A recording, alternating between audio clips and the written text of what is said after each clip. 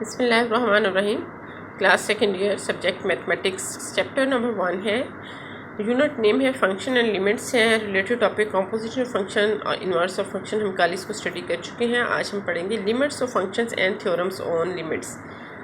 Limit of function क्या होती है, क्या है, इसकी डेफिनेशन क्या है, इसका कॉन्सेप्ट क्या है, ये जो है ये आपकी बुक में पेज नंबर 17 पे गिवन है।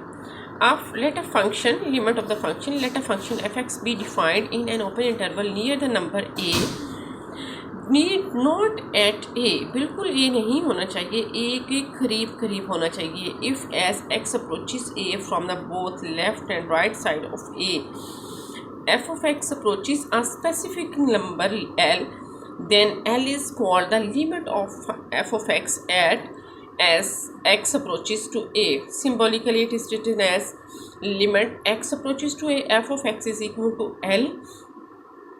ये लिमिट के जो है कॉन्सेप्ट है, लिमिट ऑफ द फंक्शन क्या होता है।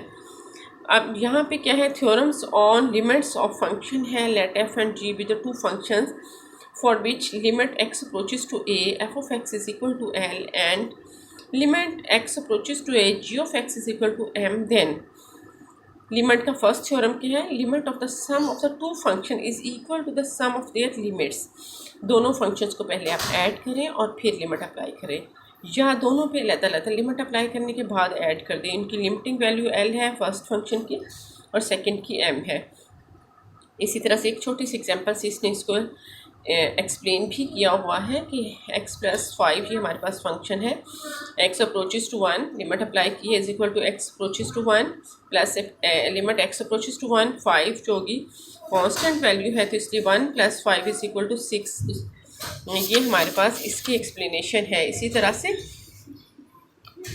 The limit of the difference of the two function is equal to the difference of their limits, वही जो हमने अभी एडिशन वाली डेफिनेशन में फंक्शन की किया है, वही इसकी दूसरी डिफरेंस वाली डेफिनेशन में बिल्कुल सेम टू सेम वही कुछ है।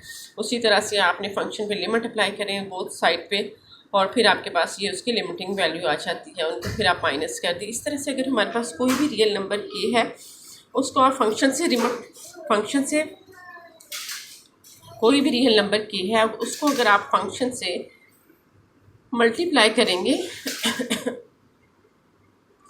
तो उसमें क्या होगा, पहले आप उसको फंक्शन से मल्टीप्लाई करें फिर लिमिट अप्लाई करें, या फंक्शन की लिमिटिंग वैल्यू फाइंड आउट करने के बाद उसको मल्टीप्लाई कर दें तो उससे कोई इफेक्ट नहीं होता फंक्शन। इसके बाद ये छोटी छोटी एग्जांपल्स लेके उसने इन्हीं थ्योरम्स को उसने आगे एक्सप्लेन भी किया हुआ है। इसी तरह से अगर दो फंक्शन मल्टीप्लाई हो रहे हैं, उनका प्रोडक्ट है, तो आप पहले उनको प्रोडक्ट फाइंड आउट करके फिर लिमिट लें, या दोनों का लिमिट लेके फिर प्रोडक्ट फाइंड आउट करें, एक ही बात है। इसी तरह से क्वोशंट वाले में भी यही रूल एग्जिस्ट करता है, लेकिन क्वेश्चन का ये है कि इसका डिनोमिनेटर जीरो नहीं होना चाहिए। उस पर कंडीशन है g of x is not equal to zero and m is not equal to zero. इसकी एग्जांपल भी उसने ली हुई 3x + 4 डिवाइडेड बाय x + 3 है।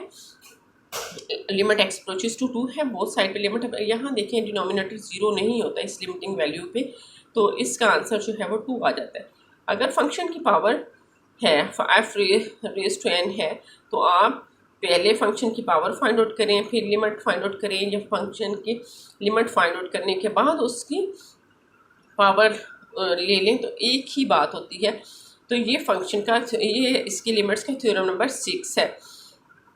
We conclude from the theorems on limits that limits are evaluated by merely substituting the number that x approaches into the function. एक example है छोटी सी, ये हमारे पास एक पॉलिनोमियल फंक्शन है, is a polynomial function of degree n, then show that limit x approaches to c, p of x is equal to p of c। ये हमने फाइंड आउट करना है कि इस पॉलिनोमियल की जो लिमिटिंग वैल्यू होती है वो उसकी उसी पॉइंट के इक्वल, x जिस पॉइंट को वो अप्रोच करते हैं उसी से जो पॉलिनोमियल बनती है उसके इक्वल आ जाती है। Using the theorem on limits वही बात है, आपने x approaches to c, x की जगह c सब्स्टिट्यूट कर देंगे। जब आपने x की जगह limiting value c find out कर ली है हर टर्म की, तो ये क्या होगी, ये पूरी की पूरी पॉलिनोमियल है, वही a sub n c raised to n plus a sub n minus 1 c raised to n minus 1 up to so on a sub 1 c plus a सब 0। तो ये क्या है, ये एक पॉलिनोमियल फंक्शन है और जो कि जिसमें वेरिएबल c है, तो ये p ऑफ c इसने लिखा हुआ। Limits of important functions, limit को फाइंड आउट किस तरह से किया जा सकता है, by substituting the number that x approaches to into the function we get 0 by 0 form. Then we evaluate limit as follows. We simplify the given function by using the algebraic techniques of making factor if possible and cancel the common factor. The method is explained in the following important limits हैं। ये देखिए, ये हमारे पास इस function की अगर हमने limit find out करनी है और इसने हमें दी भी हुई है इसकी राइट हैंड साइड की, आप फाइंड आउट करें कि इसकी limiting value n a raise to n-1 के इक्वल है। अब n पे कंडीशन है n पॉजिटिव भी हो सकता है और n नेगेटिव भी हो सकता है। फर्स्ट केस में हमने ये लिया है कि n इज़ पॉजिटिव। जब n पॉजिटिव है हम डायरेक्ट x की वैल्यू को a पुट करते हैं इसी में, तो 0 by 0 फॉर्म आ जाती है। तो इसका मतलब है कि ये इस पर लिमिट एग्जिस्ट नहीं कर रही। इसको हम कैसे फाइंड आउट करेंगे, अभी जो मेथड पर हम एक्सप्लेन कर चुके हैं उसी से ही करेंगे। फैक्टर बना लेंगे आप इसके न्यूमिनेटर के, x raise to n minus a raise to n is equal to x minus a x raise to n minus 1 plus a x raise to n minus 2 plus a square x raise to n minus up to so one a raise to n minus 1। अब x minus a common factor है, ये कैंसिलेट हो जाएगा और हमारे पास बाकी ये वाली हमारे पास एक्सप्रेशन बच गया है। इसमें हमने लिमिट अप्लाई कर देंगे, x की जगह जहाँ हम x है वहाँ आप a से उसको रिप्लेस कर देंगे। अब a raise to n minus 1 है, यहाँ दोनों की बेस सेम है तो पावर n, यहाँ इसकी पावर 1 है, इसकी पावर n माइनस 2 है, तो 1 n माइनस 2 प्लस 1 होके n माइनस 1 बन जाएगी। बेस सेम है तो पावर्स ऐड हो जाएंगी हर टर्म में। तो हर term a raise to n minus 1 a raise to n जब n टाइम्स आएगी तो जाहिर सी बात है वो n a raise to n minus 1 के इक्वल है। ये बिल्कुल इसी तरह से ही है कि जिस तरह से अगर आपके पास ये है 2 प्लस 2 प्लस 2 ये 3 टाइम है, तो इसका मतलब क्या होगा 2 मल्टीप्लाई 3 के इक्वल होता है। अगर यही 2 हमारे पास सपोज ये हमारे पास n टाइम हो जाए तो इसको हम लिखेंगे, इसी को हम लिखेंगे, उस केस में हम इसको लिखेंगे 2n। ये वही चीज़ है जो हमने अभी इसमें एक्सप्लेन की है। नेक्स्ट है suppose n is a negative integer, से n is equal to minus m where m is a positive integer. क्या करेंगे, x raise to n minus a raise to n, x minus a है, x raise to n को हमने minus m से replace किया है। उसके बाद क्या किया है, उसको आपने डिनोमिनेटर की फॉर्म में लिखा है, तो उसके बाद उसका आपने एलसीएम लेके ये कॉमन टर्म बाहर आ गई है, x m minus a raise to m over x है माइनस से आ गया, वहाँ x n minus a raise to n था, यहाँ एम आ गया, बाकी तो कुछ भी वैसे नहीं बदला। तो इसका मतलब इसके फैक्टर्स भी वही को वही बनेंगे, सेम वही सारे स्टेप रिवाइज होंगे, या उसने फिर डायरेक्ट ही उसको लिख दिया है कि ये m a raise to m minus 1 के इक्वल होती है। इसकी limiting value G constant term है, या इस पर लिमिट अलग, सॉरी कॉन्स्टेंट तो नहीं है, इसमें एक्स है तो ये इस पर अलग से लिमिट अप्लाई करेंगे, उस पर अलग से लिमिट अप्लाई करेंगे। तो ये हमारे पास जो हो गया ए रेज टू 2m है, इसको जब हमने कैंसिलेट किया तो हमारे पास ये वाला आंसर आ गया। माइनस m को हमने n से रिप्लेस, n को माइनस m से रिप्लेस किया था, तो दोबारा बैक सब्स्टिट्यूशन करेंगे और माइनस m को हम n से रिप्लेस कर देंगे, तो दोबारा हम वहीं पे उसी वाली प्रूफ में आ जाएंगे। अब नेक्स्ट एक एग्जांपल है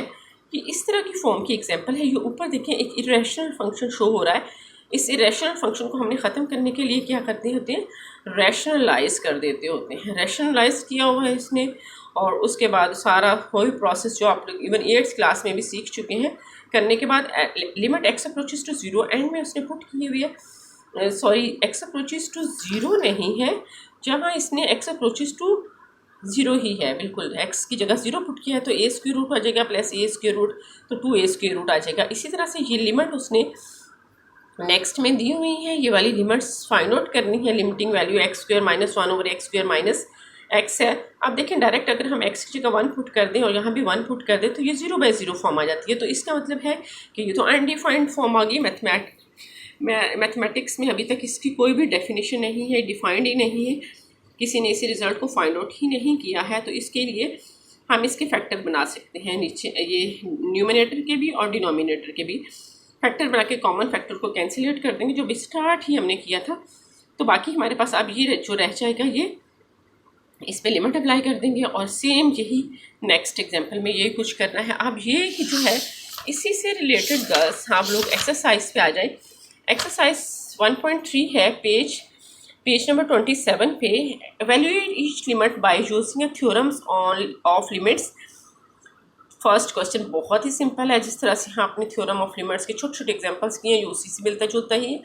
और नेक्स्ट है evaluate by using algebraic techniques. यहाँ पे भी क्या करने हैं, अपने अलजेब्राइक टेक्निक्स यूज़ करनी है, फैक्टर्स बनाने हैं, कॉमन फैक्टर कैंसिलेट करने हैं, यहाँ पे इसको रैशनलाइज कर देना है, यहाँ पे भी रैशनलाइज करके।